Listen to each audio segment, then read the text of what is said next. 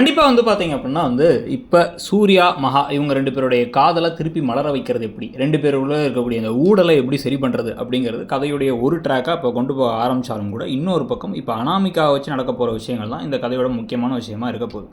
So அதுக்கு முன்னாடியே வந்து பார்த்தீங்க அப்படின்னா வந்து இப்போ அனாமிகா வீட்டுக்கு வந்துட்டாங்கிறது தெரிஞ்சு கோடீஸ்வரி கொந்தளிச்சிக்கிட்டு இருக்காங்க. விடக்கூடாது, எதையாச்சும் பண்ணணும், ஏதாச்சும் ஒரு விஷயத்தை செஞ்சு வந்து அவளை வந்து வெளியேற்றணும் அப்படின்னா நம்ம இப்போதைக்கு அதெல்லாம் பண்ண வேணாம் அப்படின்னு வந்து இப்போ அந்த ஒரு தசரதனும் சொல்லிட்டு இருக்காரு. அப்போ அதுக்கப்புறமா அவர் என்ன சொல்கிறார் அப்படின்னா வந்து விஜய்க்கு இப்போ தேவை என்னதான் உறவினர்கள் இருந்தாலும் ஒரு நட்பு இருக்கணும், அதனால வந்து பிரபா போய் பேசிட்டுங்கிறார். அதெல்லாம் வேணாம், தேவையில்லாத பிரச்சனை வரும் அப்படின்னு இவங்க சொல்லிட்டு இருக்கும் பொழுதே இவர் பிரபாவை பேசி அனுப்பிவிட்டுறாரு.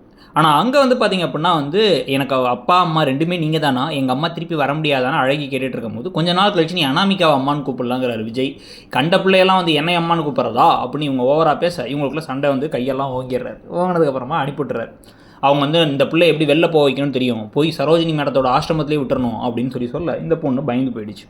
இதுக்கு நடுவில் என்னென்னா வந்து வீட்டில் இப்போ கோடீஸ்வரி தசரதன் பிரபாலாம் இருக்கும் பொழுது நேராக இங்கே வந்துடுறாங்க ராஜலட்சுமியும் சூர்யாவும்.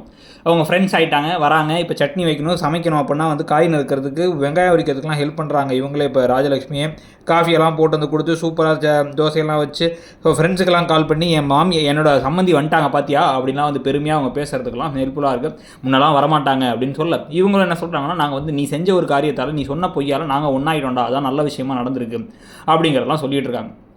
இதெல்லாம் நடந்ததுக்கப்புறமா தான் இங்கே வந்து பார்த்திங்கன்னா வந்து இப்போ அனாமிகா அழுதுகிட்டு இருக்கும் போது சித்ராதேவி தெரியும் பழியை தூக்கி நான் உன் மேலே போட்டேன் நான் செஞ்சதுக்கு, ஆனால் அதாவது நீ எப்படி நான் கண்டுபிடிச்சிருவேன், அதுக்கு முன்னாடி உனக்கு ஒரு ட்விஸ்ட் வச்சு உனக்கு நிறைய பிரச்சனை கொடுத்து என் பக்கம் வரவிடாமல் பார்த்துக்கணும், நீங்கள்லாம் அடிச்சுட்டு இருந்தால் தான் நான் நிம்மதியாக இருக்க முடியும், இல்லைனா நான் வந்து சிக்கலில் சிக்கிடுவேன், உயிரே போகிற அளவுக்கு வந்து சூர்யா இப்போ மகா ஐஸ்வர்யாலாம் கொல்ல பார்த்தது நான் ஆகிடும் அப்படின்னு அவங்க ஒரு புது பிளான் போடுறாங்க. பல திருப்பங்களுக்கு இடையில் கதை இப்போ எப்படி போகுதுன்னு நினைக்கிறீங்கிறத சொல்லுங்கள். தேங்க்யூ.